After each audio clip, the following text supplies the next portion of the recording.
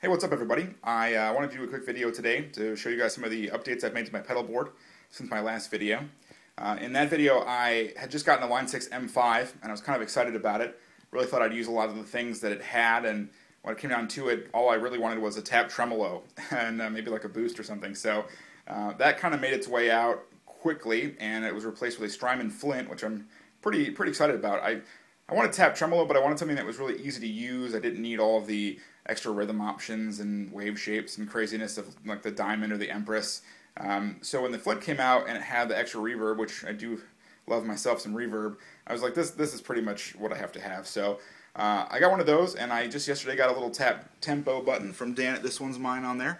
So the major additions are the Flint and the EP booster over here. This is the version 2 EP. And everything else is pretty much the same. I should note, however, that I've gone back to my original DMC3 rather than the XL version. I just found that I really wasn't using a lot of those extra functions that the, well, I guess the control wheel that the XL version had, and so I kind of, yeah, just tracked this one down and got it back. So I think it works better for my board. Overall, I had to be a little more creative with the powering on this one. As you can see here, I have two of the Voodoo Lab splitter cables. So basically on one I'm powering, I think, my tuner and I think it's Little Green Wonder, and on the other I'm powering the EP booster and my volume pedal, which has that buffer in there from Dan. This one's mine. So anyway, so that's kind of the board. I'll play through a couple of things and kind of talk as I go. Really think the benefit of adding the EP booster to the board is it allows me to really use the Timmy the way I like to use it. The way it was without that, I was sort of using Timmy as sort of a glorified boost, and I really do kind of prefer it to be my sort of bass rhythm overdrive sound. So EP booster is after my drives and before the Flint, which just allows me to add volume and presence for leads, or I don't know, maybe I'm getting old, but there were times when I wanted to add more volume without adding more gain. So either way, so it really allows me to open up and really have like a 3-tier sort of gain structure. So my Lunar module is set up for really high gain fuzz.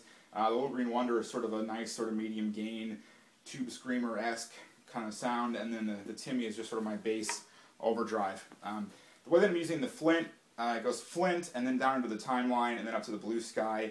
The Flint, I'm using, I don't know, I'm kind of alternating between the 70s and 80s reverb. I like the 70s reverb with the decay up quite a bit because it doesn't really get overwhelming like the 80s verb, but for swells I think the 80s is really nice. And I'll add some of the shimmer from the Blue Sky in on top of that for that Mode 70, you know, glistening nonsense that people either love or hate. And then I'm using the normal, like the non-favorite side of the Blue Sky to run either